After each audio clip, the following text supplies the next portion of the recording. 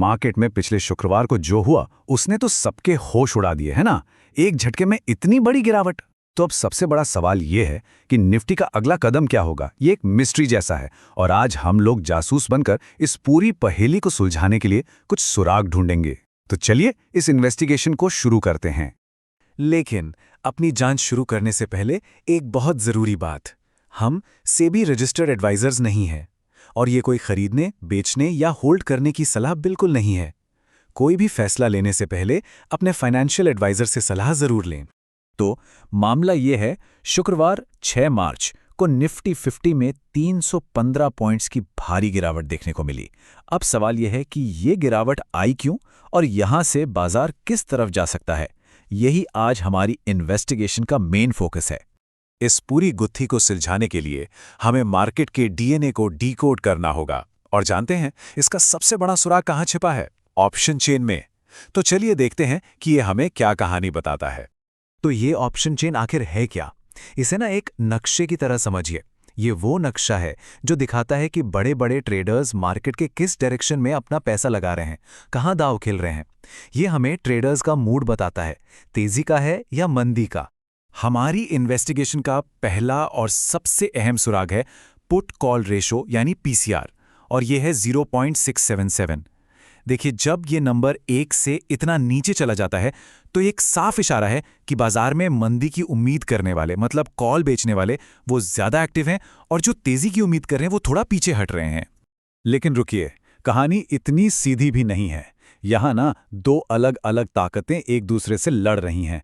एक तरफ कम पीसीआर और 25,000 के लेवल पर भारी कॉल राइटिंग मंदी का इशारा कर रही है, तो दूसरी तरफ हमारे डोमेस्टिक इंस्टीट्यूशनल इन्वेस्टर्स यानी DIIs वो जमकर खरीदारी कर रहे हैं। तो ये एक तरह की रस्साकशी चल रही है। तो अगर डेटा में इतनी कंफ्यूजन है तो फिर मार्केट में इस डर का असली विलन कौन है? हमारी जांच अब हमें मेन कल्प्रिट की तरफ ले जा रही है, जो डेटा से भी बड़ा है, एक जियोपॉलिटिकल साया। जी हाँ, असल में अमेरिका, इजराइल और ईरान के बीच जो तनाव बढ़ रहा है वही इस समय मार्केट के लिए सबसे बड़ा नेगेटिव फैक्टर है। ये एक ऐसा बाहरी फैक्टर है जो हमारे सारे अंदरूनी डेटा पर भारी पड़ रहा है और डर का माहौल बना रहा है। और इस तनाव का सीधा असर आप कच्चे तेल की कीमतों पर देख सकते हैं। ब्रेंट क्रूड ऑयल जो करीब $82 पर था, वो उछलकर अब $93 के पास पहुंच गया है। और ये उछाल हमारी इकोनॉमी के लिए एक बड़ा खतरा है। अब सवाल ये है कि तेल की बढ़ती कीमतों से भारत को क्या फर्क पड़ता है। पहली बात, हम अपनी जरूरत का 85% से ज्यादा कच्चा तेल बाहर से मंगवाते हैं। दूसरी बात, कीमतों में हर $10 की बढ़ोतरी सीधे सीधे महंगाई बढ़ा सकती है। और तीसरी, जब भी दुनिया में ऐसा कोई रिस्क आता है तो विदेशी निवेशक इंडियन मार्केट से पैसा निकालने लगते हैं, जो हम देख भी रहे हैं। तो इन सारे सुरागों को, यानी डेटा और जियोपॉलिटिकल टेंशन को एक साथ रखकर सोमवार 9 मार्च के लिए क्या तस्वीर बन रही है? चलिए अब हम अपने विश्लेषण के आखिरी पड़ाव पर यानी फैसले पर पहुंचते हैं। और हाँ, फाइनल वर्डिक्ट से पहले एक और जरूरी बात, ये डेटा को समझने की हमारी एक छोटी सी कोशिश है। इसे खरीदने, बेचने या होल्ड करने की सलाह बिल्कुल ना समझें। ये जानकारी सिर्फ और सिर्फ एजुकेशनल पर्पस के लिए है। तो डेटा के आधार पर सोमवार को बाजार का रास्ता कुछ ऐसा दिख सकता है। 60% चांस है कि बाजार बहुत वोलेटाइल रहेगा, मतलब ऊपर नीचे होगा, लेकिन एक रेंज में फंसा रहेगा। वहीं 40% संभावना इस बात की भी है कि कमजोरी का दौर जारी रह सकता है, खासकर अगर कोई और बुरी खबर आ जाती है तो। अच्छा, तो वो कौन से जरूरी लेवल्स हैं जिन पर हमें अपनी नजरें गड़ाए रखनी हैं? नीचे की तरफ 24,300 से 24,200 का जोन एक बहुत मजबूत सपोर्ट, एक तरह से कहें तो बाजार के लिए एक फ्लोर का काम कर सकता है। बीच में है 24,600 का लेवल। ये एक मैग्नेटिक लेवल है जिसे मैक्स पेन कहते हैं। मार्केट अक्सर इसकी तरफ खिंचा चला आता है। और अगर मार्केट ऊपर जाने की कोशिश करता है तो 24,800 से 25,000 एक बड़ी दीवार की तरह खड़ा है। तो हमारी इस पूरी जांच का निचोड़ क्या है? आइए इसे एक सिंपल सी प्लेबुक में समेटते हैं, जिसमें हमारी सारी की टेकअवेज और फाइनल थॉट्स शामिल है।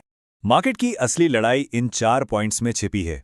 पहला, डेटा कहता है कि 24,200 के पास एक मजबूत बेस है। दूसरा, जियोपॉलिटिक्स में ऊपर डर की एक छत बना दी है। तीसरा, असल मुकाबला हमारे डोमेस्टिक बायर्स और फॉरेन सेलर्स के बीच है। और चौथा, इस लड़ाई का नतीजा किस पर निर्भर करेगा? तेल की कीमतों पर और इंटरनेशनल हेडलाइंस पर। अगर आपको ये पूरी इन्वेस्टिगेशन पसंद आई और आप चाहते हैं कि हम ऐसे ही मार्केट की और भी मिस्ट्रीज को सुलझाते रहें, तो इस चैनल को सब्सक्राइब जरूर कीजिएगा। और जाते जाते एक सवाल छोड़ जाते हैं। एक तरफ डेटा है जो 24,200 पर एक मजबूत सपोर्ट दिखा रहा है, और दूसरी तरफ जियोपॉलिटिक्स का डर है। क्या लगता है, इन दोनों ताकतों की लड़ाई में आखिर कौन जीतेगा? अपने विचार हमें नीचे कमेंट्स में ज़रूर बताइए। सच कहें तो आपका सब्सक्रिप्शन और आपके कमेंट्स ही हमारी सबसे बड़ी मोटिवेशन है, जो हमें ऐसे विश्लेषण बनाने के लिए हिम्मत देते हैं।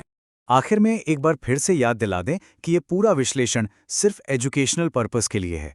कोई भी इन्वेस्टमेंट का फैसला लेने से पहले अपने फाइनेंशियल एडवाइज़र से बात करना बहुत ज़रूरी है।